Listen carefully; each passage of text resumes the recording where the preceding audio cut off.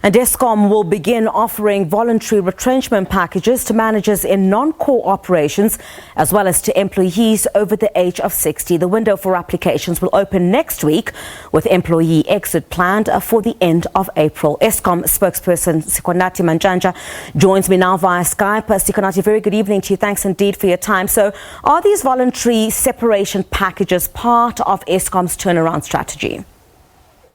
Yes, indeed. The management team is on a process to make sure that Eskom emerges on the other side as a more efficient and lean company, particularly at the top. So this is part of that process. In reading your statement, I see that this is applicable to non-core employees over 2 years. Define non-core for us. Eskom's core business is generating electricity, transmitting that electricity to customers and distributing it. So people who are not in those categories cannot be deemed to be core employees in the core business. But the one thing we're missing, this offer is only open to managerial employees. People who occupy managerial positions only will be able to apply for this. And the one thing to state right up front, Griselda, is that there will be no forced job losses. It's completely voluntary. I'll come to that in just a short while, Sikhonathi, but obviously, many questions arise from where Eskom will get the money. I understand these layoffs, are going to cost within the region of several 100 million, possibly. Yes, we have a budget of 400 million rands that has been approved by the board, and Eskom has found that within its own resources. Griselda, this cost will be recouped within a year. These 400 million rands will be from savings as a result of the. All right, we seem to have lost the Eskom spokesperson, Sikhonathi Mantshantsha, of course, talking to us about the voluntary retrenchment packages to managers that are on offer at the power utility. We'll hope to get in touch with him a bit later on, but let's move on to other stories now. In fact, I understand that Sikhonathi Mantshantsha is back on the line with us. Sikhonathi, can you hear us? Yes, I can hear you. Sorry, I had a call coming. Okay, great.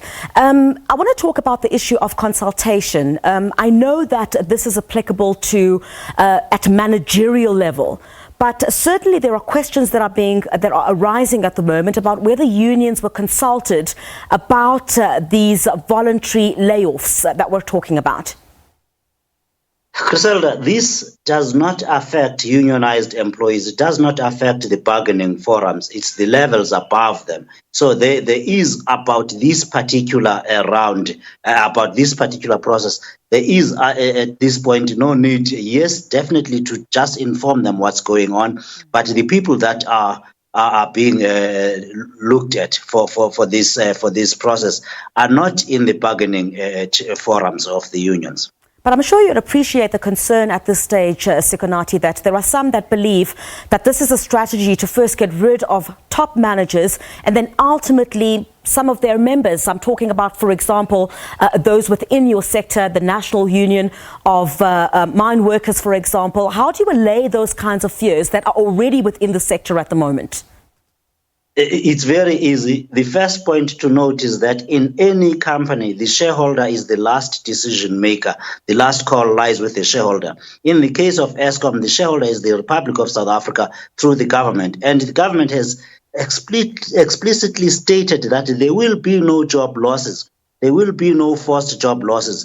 Eskom has been repeating that, including on the 31st of January, when it said nobody will lose their job at Eskom. So people who will participate in this will do so voluntarily, and nobody will be encouraged to apply or coerced to apply by anybody inside Eskom. So we need to state this again. The shareholder of Eskom, which is the government, has said there will be no job losses, and management is totally aligned with that vision. But it is already on the record that Eskom having said that you have a bloated workforce, and some would say perhaps that this is the start of getting rid of some of that workforce. Eskom has never denied that it does need to restructure its operations and always make sure, and this is part of normal business, to always make sure that your cost fits the profile of your business. So Eskom is doing this, and the government of the Republic of South Africa has said we will help Eskom in whatever way it needs to be helped. There will be no forced job losses. That is the bottom line. Nobody goes beyond the word of any shareholder in any organization, and that shall not change in this instance.